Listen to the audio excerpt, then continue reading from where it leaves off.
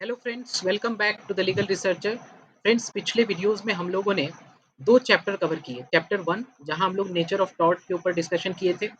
उसके बाद हम लोगों ने चैप्टर टू देखा जहां हम लोगों ने डिफेंडेंट के रिस्पेक्ट में देखा कि क्या क्या जनरल डिफेंस डिफेंडेंट को मिल सकता है, जिसमें हम लोगों ने 8 जनरल डिफेंस के ऊपर डिस्कशन किया था। अब समय आ गया है कि हम लोग प्लेंटिफ के ऊपर डिस्कशन करें। प्लेंटिफ को क्या क्या रिलीफ मिल सकता है, क्योंकि प्लेंटिफ को जब भी टॉर्ट कमिट होता है प्लेंटिफ के अगेंस्ट, तो प्लेंटिफ कोर्ट के पास जाएगा, तो कुछ पर्पज के लिए जाएगा और किसी प्रकार का रिलीफ के लिए जाएगा। इसी के रिस्पेक्ट में हम लोग damages, claim and compensation chapter number 23 देखेंगे, और नेक्स्ट वीडियोस में हम लोग चैप्टर नंबर 24 देखेंगे, जहां रेमेडीज एक्सक्लूसिवली किस किस तरह का डिफरेंट रेमेडीज हो सकता है उसके ऊपर हम लोग डिस्कशन करेंगे। आज हम लोग chapter 23 damages, claim and compensation में देखते हैं क्या क्या दिया हुआ है। लेकिन उससे पहले हम लोग आइए इन तीन शब्द का मतलब समझ लेते हैं। फ्रेंड्स, जो पहला शब्द है वो है डैमेजेज। ध्यान दीजिएगा कि यहाँ पे एस लग जाता है। डैमेज मतलब हार्म, और डैमेजेज मतलब मॉनिटरी अमाउंट जो कोर्ट के द्वारा अवार्ड किया जाता है उस पर्सन को जिसको लॉस सफर हुआ है या इंजरी हुआ है दूसरे पर्सन के एक्ट से, दूसरे पर्सन के रॉन्गफुल एक्ट के वजह से। यही तो हम लोग टॉर्ट में देखते आ रहे हैं अभी तक, कि टॉर्ट में जो रॉन्गफुल एक्ट हो रहा है उसके अगेंस्ट प्लेंटिफ जो है डैमेजेज क्लेम करता है। तो डैमेजेज का मतलब क्या है फ्रेंड्स? कोर्ट के द्वारा मॉनिटरी अमाउंट जो अवार्ड किया जाता है उस पर्सन को जिसको लॉस सफर्ड होता है या इंजरी होती है दूसरे के रॉन्गफुल एक्ट या नेग्लिजेंस के वजह से। तो इसका प्राइमरी पर्पज क्या है? To compensate the injured party. जो इंजर्ड पार्टी है उसको कंपनसेट करना, उनको उसी पोजीशन में लाने की कोशिश करना या लाना जो अगर रॉन्गफुल एक्ट नहीं कमिट हुआ होता तो जिस पोजीशन में वो थे, मतलब वापस से उनको उसी पोजीशन में लाना। इसी यही मकसद होता है डैमेजेज का, प्रोवाइड करने का। तो उसके बाद अगर हम डैमेज की बात करें फ्रेंड्स, तो डैमेजेज सेवरल टाइप्स के हो सकते हैं। पहला कंपनसेटरी डैमेज हो सकता है, कंपनसेट करने के लिए, जिसमें एक्चुअल लॉस जो सफर हुआ वो कवर होगा। इस भी दो तरीके का हो सकता है। एक्चुअल लॉस किस किस तरह का हो सकता है? एक तो स्पेशल डैमेज के अंदर, एक जनरल डैमेज के अंदर हो सकता है। स्पेशल डैमेज में क्या लॉस होता है फ्रेंड्स? वैसा लॉस जो क्वांटिफिएबल है, मतलब जिसको आप मॉनेटरी वैल्यूज में देख सकते हैं, जैसे एक्सपेंस, मेडिकल एक्सपेंसेस, कितना मेडिकल एक्सपेंस खर्चा आया, या जो लॉस्ट वेजेज है, मतलब कितना जो उनको वेज मिलता है किसी पर्सन को, वेज का लॉस कितना हुआ, या कितना प्रॉपर्टी का लॉस हुआ। ये सारे स्पेशल डैमेज है जो क्वांटिफिएबल है। जैसे अगर किसी पर्सन का इंजरी होता है एक्सीडेंट की वजह से, तो स्पेशल डैमेज में क्या क्या कवर हो सकता है? मेडिकल एक्सपेंस कवर हो सकता है और कार रिपेयर कॉस्ट कवर हो सकता है। ये दोनों क्वांटिफिएबल है। कितना कार को लॉस हुआ, कितना कार में रिपेयर की जरूरत है, उस हिसाब से उसको क्वांटिफाई किया जा सकता है। दूसरा डैमेज हो सकता है जनरल डैमेज। जनरल डैमेज में नॉन मॉनेटरी एस्पेक्ट से, नॉन मॉनेटरी एस्पेक्ट्स को क्वांटिफाई नहीं किया जा सकता है। जैसे पेन एंड सफरिंग, कितना पेन हुआ, कितना सफरिंग हुआ, इसको क्वांटिफाई नहीं किया जा सकता है। मेडिकल एक्सपेंस को क्वांटिफाई किया जा सकता है, लेकिन पेन, सफरिंग, ये तो मेंटल एलिमेंट्स है, इनको क्वांटिफाई नहीं किया जा सकता है। तो ये सारे जनरल डैमेज के अंदर आते हैं। जैसे सेम कार एक्सीडेंट की अगर हम बात करें, तो अगर विक्टिम्स को क्रोनिक पेन हुआ है तो वो जनरल डैमेज के लिए क्लेम कर सकते हैं। ठीक है। सेकंड है ये फ्रेंड्स, कंपनसेटरी डैमेज हो गया। डैमेजेस के डिफरेंट टाइप्स में दूसरा डैमेज हो गया punitive damage. Punitive damage, punitive का मतलब ये होता है punish, to punish, means punishment के तौर पे, जो डिफेंडेंट का एग्रेरियस और मेलिशियस कंडक्ट के वजह से जो लॉस होता है उस केस में दिया जाता है, ताकि उस तरह का जो बिहेवियर है भविष्य में ना हो। एक तरह से पनिशमेंट प्रोवाइड करने के दृष्टिकोण से दिया जाता है। जैसे क्या हो सकता है? डेंजरस प्रोडक्ट, सपोज कीजिए कोई पर्सन डेंजरस प्रोडक्ट सेल करता है, तो वो उसका एक हैबिट न बन जाए, उसके बिहेवियर को चेंज करने के लिए उसको थोड़ा हार्शर डैमेजेस देना, मतलब कंपनसेशन देने के लिए दबाव डाला जा सकता है, या उस तरह का ऑर्डर दिया जा सकता है ताकि वो अपने इस बिहेवियर को दोबारा रिपीट न करे। थर्ड प्रकार का डैमेज हो सकता है नॉमिनल डैमेज। याद रखिए फ्रेंड्स, ये जो हम लोग अभी डिस्कस कर रहे हैं डैमेजेज, इसको हम लोग नेक्स्ट चैप्टर में और डिस्कस करेंगे डिटेल में, जहां हम केस लॉ भी देखेंगे, डिफरेंट केस लॉ भी देखेंगे। यहाँ बस हम लोग टर्म का मीनिंग समझ रहे हैं और उसका स्कोप देख रहे हैं कि डैमेज मतलब क्या है, क्लेम मतलब क्या है, कंपनसेशन मतलब क्या है, ताकि आपको क्लैरिटी आ जाए। नॉमिनल डैमेज की बात करें फ्रेंड्स, तो नॉमिनल का मतलब क्या है, स्मॉल अमाउंट ऑफ डैमेज, मतलब स्मॉल अमाउंट जो कोर्ट के द्वारा किसी लीगल रॉन्ग के लिए अवार्ड किया जाता है, जिसमें प्लेंटिफ को किसी सब्सटेंशियल लॉस नहीं सफर हुआ है। जैसे कोई पर्सन अगर किसी के प्रॉपर्टी में इंटर कर जाता है, ट्रेसपास करता है, तो इस केस में कोई बहुत एक्चुअल लॉस जरूरी नहीं है कि डैमेज हर बार डैमेज ही हो। मान लीजिए प्रॉपर्टी सिंपल था, जहाँ पे कोई फसल उगी हुई नहीं है, जहाँ कोई उस तरह का चीज नहीं है जो डिस्ट्रॉय हो गया हो, तो उस केस में सिर्फ ट्रेसपास कर जाने से कोई सब्सटेंशियल लॉस तो नहीं हो जाता है डिफेंडेंट को, सॉरी प्लेंटिफ को। तो उस लिए प्लेंटिफ को उस केस में एक नॉमिनल डैमेज दिया जाता, नॉमिनल डैमेज उसको जो है प्रोवाइड किया जाता है, यानी कि डिफेंडेंट को नॉमिनल डैमेज पे करने के लिए कहा जाता है। और ये जो कि उतना सीरियस नहीं है और इंजरी किसी तरह का ज़्यादा नहीं होता है इस केस में, तो वो उस केस में नॉमिनल डैमेजेस पे किया जा सकता है। एक तो लिक्विडेटेड डैमेज हम लोगों ने पहले भी देखा है, पहले फर्स्ट चैप्टर में हम लोग देखे थे लिक्विडेटेड अनलिक्विडेटेड डैमेज। ठीक है, जैसे लिक्विडेटेड डैमेज वैसे डैमेज जहाँ प्री डिटरमाइंड अमाउंट हो सकता है, जैसे ब्रीच ऑफ कॉन्ट्रैक्ट के केस में कई बार डैमेजेज लिक्विडेटेड होते हैं और कुछ अनलिक्विडेटेड डैमेजेस भी होते हो सकते हैं, जिस केस में डैमेजेस जो है वो कोर्ट के द्वारा डिसाइड किया जाएगा। तो ये था फ्रेंड्स डैमेज के बारे में हम लोगों ने देखा। अब आइए हम लोग क्लेम का मतलब समझते हैं। क्लेम मतलब क्या है? देखिए फ्रेंड्स, क्लेम क्या है कि कंपनसेशन या डैमेज प्राप्त करने के लिए एक प्रकार का फॉर्मल रिक्वेस्ट, मतलब कोई भी पर्सन टॉर्ट के केस में क्या कोर्ट के पास जाएगा, तो एक प्रकार का जो फॉर्मल रिक्वेस्ट कोर्ट के सामने हम कर रहे हैं कंपनसेशन के लिए या डैमेज के लिए, जिसको जिसको हार्म सफर हुआ है उसके लिए किसी दूसरे पार्टी के एक्शन के अगेंस्ट, यानी कि क्लेम एक प्रकार का फॉर्मल रिक्वेस्ट है जो कंपनसेशन या डैमेज के लिए किया जाता है उस पर्सन के द्वारा जिसको हार्म सफर्ड हुआ है या इंजरी हुई है या लॉस हुआ है किसी दूसरे पर्सन के एक्शन की वजह से। क्लेम कई तरह का हो सकता है, जैसे इंश्योरेंस क्लेम हो सकता है, लीगल क्लेम्स हो सकते हैं, कंट्रैक्चुअल क्लेम्स हो सकते हैं ब्रीच ऑफ कॉन्ट्रैक्ट के केस में।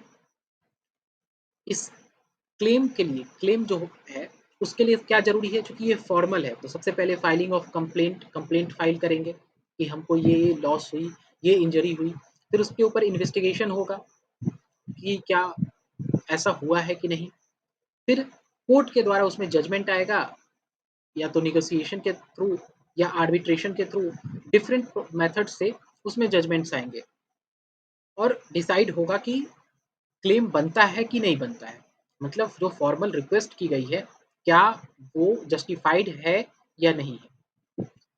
और जो थर्ड टर्म है वो है कंपनसेशन।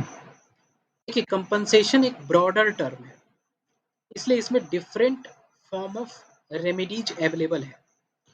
जैसे वो मॉनिटरी हो सकता है, नॉन मॉनिटरी हो सकता है, वो हो सकता है कि लीगल रॉन्ग डूइंग से रिलेटेड हो जनरली, लेकिन जरूरी नहीं है कि लीगल रॉन्ग डूइंग से रिलेट करता हो। जैसे एग्जांपल देखेंगे तो समझ में आएगा। जैसे पहला तो फाइनेंशियल कंपनसेशन, जिसको क्वांटिफाई कर सकते हैं, वैसा लॉस जैसे मेडिकल एक्सपेंस या वेज लॉस्ट वेजेज, जितना लॉस हुआ वेजेस में, वो सारे फाइनेंशियल कंपनसेशन में आ गए। नॉन फाइनेंशियल कंपनसेशन की बात करें तो medical treatment rehabilitation service provide करना, मेडिकल ट्रीटमेंट प्रोवाइड करना, काउंसलिंग प्रोवाइड करना। जैसे आप देखे होंगे कि क्रिमिनल प्रोसीजर कोड सीआरपीसी में विक्टिम कंपनसेशन स्कीम था एक 357 के आसपास सेक्शन था, शायद 356 357 ए ही था। वहाँ पे विक्टिम कंपनसेशन था। तो कंपनसेशन का मतलब क्या था? कंपनसेशन एक ब्रॉडर टर्म है, इसलिए इसमें different forms of remedy available हो सकते हैं। एक तो मॉनिटरी बेनिफिट तो था ही वहाँ पे, उसके अलावा वहाँ पे जो ट्रॉमेटिक इवेंट के वजह से जो इश्यूज हुए किसी भी पर्सन को, उसके लिए मेडिकल ट्रीटमेंट अवेलेबल करना, उसके लिए रिहैबिलिटेशन के लिए व्यवस्था करना, या उनको जॉब के लिए ट्रेनिंग करना, ये सारी चीज़ें जो है नॉन फाइनेंशियल कंपनसेशन के अंदर आता है। और ये सारे कंपनसेशन का एक तरह का पार्ट है। ये रेमेडी है। कई बार रेमेडी और कंपनसेशन यूज हो जा रहा है इंटरचेंजेबली, बट अल्टीमेटली कहने का मतलब है कि ये रेमेडीज है जो कंपनसेशन के अंदर अगर बात करें तो डिफरेंट फॉर्म्स में अवेलेबल है। तो डैमेजेज, क्लेम और कंपनसेशन में डिफरेंसेस क्या है? अगर स्कोप के दृष्टिकोण से देखें तो डैमेज जो है एक प्रकार का कंपनसेशन ही है जो लीगल प्रोसीडिंग्स में मिलता है, क्योंकि कंपनसेशन एक ब्रॉडर टर्म है एज कंपेयर टू डैमेजेज, जहां पे लीगल रॉन्ग डूइंग के अलावा भी डिफरेंट पर्पज के लिए कंपनसेशन प्रोवाइड किया जा सकता है, यानी रेमेडी मिल सकता है। अगर हम क्लेम की बात करें तो क्लेम एक फॉर्मल रिक्वेस्ट है कंपनसेशन के लिए या डैमेजेज के लिए। अगर पर्पज देखें तीनों का, तो डैमेजेज का पर्पज क्या है? हार्म के लिए कंपनसेशन प्रोवाइड करना। और कंपनसेशन क्या है? कंपनसेशन भी रेमेडी प्रोवाइड करता है लॉस और इंजरी के अगेंस्ट रिगार्डलेस ऑफ फॉल्ट, यानी अगर लीगल रॉन्ग डूइंग नहीं है तब भी कंपनसेशन जो है प्रोवाइड किया जा सकता है। और अगर हम क्लेम की बात करें तो क्लेम डैमेज और कंपनसेशन क्लेम करने का एक मीन्स है। टाइप्स की अगर बात करें तो डैमेजेज को हम लोगों ने डिफरेंट टाइप्स में देखा, जैसे कंपनसेटरी, प्यूनिटिव, नॉमिनल, लिक्विडेटेड। ये अलग पर्पज हो गया, देखिए अलग टाइप्स हो गया, प्यूनिटिव, नॉमिनल, लिक्विडेटेड और एक कंपेंसेटरी, जिसमें कि उस पर्सन को जिसको लॉस हुआ है उसको वापस से उस पोजीशन में लाना जब रॉन्ग डूइंग नहीं हुआ था, तब जैसे जो उसका पोजीशन था। और अगर कंपनसेशन की बात करें तो हमने फाइनेंशियल कंपनसेशन देखा, नॉन फाइनेंशियल कंपनसेशन देखा, जिसमें हम लोगों ने देखा बेनिफिट्स जैसे कि रिहैबिलिटेशन, जैसे कि मेडिकल ट्रीटमेंट या जॉब ट्रेनिंग, ये सारे जो थे वो नॉन फाइनेंशियल बेनिफिट्स थे। और अगर क्लेम की बात करें तो क्लेम में इंश्योरेंस क्लेम हो सकता है, लीगल डिस्प्यूट्स हो सकता है, टॉर्टिश लायबिलिटी, कॉन्ट्रेक्चुअल ऑब्लिगेशंस, ये सारे क्लेम्स का टाइप्स है। तो समरली अगर आप देखें, समरी में हम लोगों ने क्या देखा कि डैमेज हो या कंपनसेशन हो या क्लेम हो, ये अपने आप में लॉस या इंजरी के अगेंस्ट एक प्रकार से रेमेडी प्रोवाइड करते हैं, जहाँ क्लेम जो है वो जरिया है डैमेजेज या कंपनसेशन क्लेम करने का एक मीन्स है। अब आइए केस के थ्रू भी देख लेते हैं कि कैसे डैमेजेज, क्लेम और कंपनसेशन है डिफरेंट केसेस में, डिफरेंट सिचुएशंस में। जैसे फर्स्ट केस है फ्रेंड्स, डोंग्यू वर्सेस स्टीवेंसन 1932। ये केस हम लोग पहले देख चुके हैं, इसलिए यहाँ पे डिटेल फैक्ट्स नहीं देखेंगे, बस शॉर्ट में देखेंगे और देखेंगे कि क्लेम, डैमेज और कंपनसेशन कैसे आता है इस केस में। जैसे इस केस में हमको पता है कि मिसेस डोंग्यू होती हैं जो जिंगर बेयर परचेज करती हैं और उसमें डिकम्पोज्ड स्नेल निकल जाता है, जिसको पीने से वो बीमार पड़ जाती हैं। तो मिसेस डोंग्यू जो है वो मिस्टर स्टीवेंसन के अगेंस्ट एक सूट फाइल करती हैं नेग्लिजेंस के लिए। तो ये क्या है? एक प्रकार का क्लेम है, क्योंकि इसमें ये एक फॉर्मल रिक्वेस्ट है कोर्ट में कि मिस्टर स्टीवेंसन को नेग्लिजेंस के लिए कंपनसेशन देने के लिए बाध्य किया जाए। या डैमेजेस देने के लिए बाध्य किया जाए या दोनों देने के लिए बाध्य किया जाए। इस केस में डैमेजेस क्या होगा, जो कोर्ट अवार्ड करेगा मिसेस डोंग्यू को हार्म जो सफ़र हुआ उसके लिए, हार्म जो कॉज हुआ मैन्युफैक्चरर्स के नेग्लिजेंस के लिए, उसके लिए डैमेज प्रोवाइड करेगा। और कंपनसेशन क्या हो जाएगा, जो मेडिकल एक्सपेंस लगा, चूँकि वो बीमार पड़ गई तो उनके लिए मेडिकल एक्सपेंस जो हुआ और जो सफरिंग्स हुई उसके लिए क्या प्रोवाइड होगा, कंपनसेशन। इसी तरह से Rylan versus Fletcher, strict liability का केस हम लोग अभी नहीं डिस्कस किए हैं लेकिन देखेंगे आगे। तो इस केस में डिफेंडेंट के रिजर्वायर के ब्रस्ट करने के वजह से जो फ्लड हुआ प्लेंटिफ के लैंड में, उससे संबंधित केस है। हम लोग केस डिटेल में देखेंगे, लेकिन यहाँ समझिए कि क्लेम क्या है। क्लेम क्या होगा यहाँ पे, प्लेंटिफ जो है डैमेजेज के लिए जो सूट फाइल करता है, जो फ्लड के वजह से उसको डैमेज हुआ उसके लिए जो सूट फाइल करता है वो क्या है, क्लेम है। डैमेज क्या होगा यहाँ पे फ्रेंड्स, डैमेज होगा जो डिफेंडेंट के स्ट्रिक्ट लायबिलिटी के लिए जो अवार्ड किया जाएगा प्लेंटिफ को। स्ट्रिक्ट लायबिलिटी के वजह से जो डैमेज हुआ उसके लिए जो रेमेडी प्रोवाइड की जाएगी, डैमेजेज के रूप में प्रोवाइड की जाएगी। कंपनसेशन क्या होगा फ्रेंड्स, यहाँ पे कंपनसेशन होगा जो रिपेयरिंग कॉस्ट होगा वो कंपनसेशन होगा यहाँ पे, और उससे एसोसिएटेड जो लॉस है उसका जो उसके लिए जो कॉस्ट पे किया जाएगा वो क्या होगा, कंपनसेशन होगा। इसी तरह से और भी केसेस में क्लेम, डैमेज और कंपनसेशन हो सकता है। इसको अटैच कर देंगे इस पीडीएफ को, आप वहाँ से देख लीजिएगा। 2-4 केस और है, ये हम लोग आगे डिस्कस करेंगे इसलिए यहाँ पे डिस्कस करना सही नहीं है। आपको इतना तो समझ में आ गया होगा कि क्लेम, डैमेज और कंपनसेशन क्या है। अब आइए इस चैप्टर में जो चैप्टर नंबर 23 में दिया गया है, देखिए फ्रेंड्स इस चैप्टर में असल में कुछ और अलग नहीं दिया गया है। जो फर्स्ट पैरा है उसको छोड़ दीजिएगा, इस पैरा को हम लोग चैप्टर 1 में एक टॉपिक लास्ट में छोड़े थे, remedies by way of writ jurisdiction, उसको हम लोग इसको हम लोग उसी के साथ डिस्कस करेंगे। इसके अलावा जो फर्स्ट पैरा है उसको छोड़ दीजिए। तो डिफरेंट टाइप ऑफ सिचुएशंस में जो डैमेज, क्लेम और कंपनसेशन होगा उसी को यहाँ पे टॉपिक वाइज दे दिया गया है, जो कि हम लोग आने वाले समय में देखने ही वाले हैं। जैसे मेडिकल नेग्लिजेंस के लिए कंपनसेशन, जैसे डिफेंडेंट के अगेंस्ट कंपनसेशन अगर स्टोन पेल्टिंग होता है, मतलब पत्थर फेंकने की वजह से अगर कोई लॉस होता है, तो डैमेज फिर मेडिकल नेग्लिजेंस के लिए, तो उसमें काफ़ी ये सारे एग्जाम्पल्स दिए गए हैं।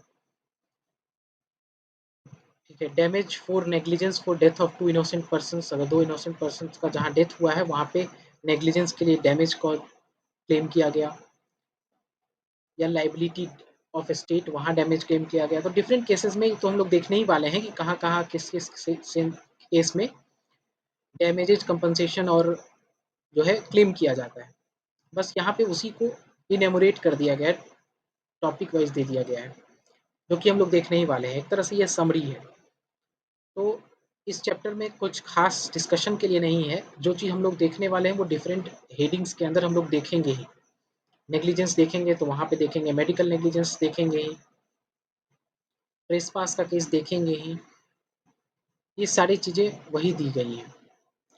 ठीक है, wrongful interference with goods, trespass to goods के केस में ये देखेंगे ही, मैलिशियस प्रोसिक्यूशन ये भी हम लोग देखेंगे। ठीक है, तो ये ही इसमें दिया गया है।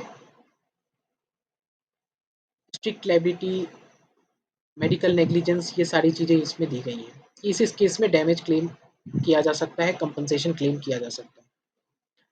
इसके बाद फ्रेंड्स हम लोग डिस्कस करेंगे, तो इसमें कुछ डिस्कशन के लिए नहीं है, जो चीज़ है वो हम लोग आने वाले समय में देखेंगे। जो नेक्स्ट चैप्टर हम लोग डिस्कस करेंगे वो चैप्टर नंबर 24 डिस्कस करेंगे, रेमेडीज। इसमें हम लोग देखेंगे कि डिफरेंट जो रेमेडीज अवेलेबल है वो क्या-क्या है। अभी जो हम लोगों ने देखा था डैमेजेज, वो यहाँ भी देखेंगे, बट यहाँ थोड़ा डिटेल में देखेंगे, कुछ केस लॉ भी देखेंगे और फर्दर डिस्कशंस करेंगे। तो ये था फ्रेंड्स आज का डिस्कशन। आज जो हमने डैमेज क्लेम और कंपनसेशन देखा है वो इम्पोर्टेंट है, इसको समझने के लिए आगे भी आपका ये हेल्प होगा। और एज ए एडवोकेट भी आपके पास जब हम लोग डिफरेंट केस देखेंगे तो आपको पता चलेगा कि किस किस प्रकार का डैमेज, कंपनसेशन क्लेम किया जा सकता है अपने क्लाइंट के लिए, उसको हम लोग देखेंगे। सो आज के डिस्कशन के लिए फ्रेंड्स इतना ही। मिलते हैं आपसे नए डिस्कशन में, नए चैप्टर में हम लोग एंटर करेंगे, वो है chapter number 24। So thank you very much for listening to the videos.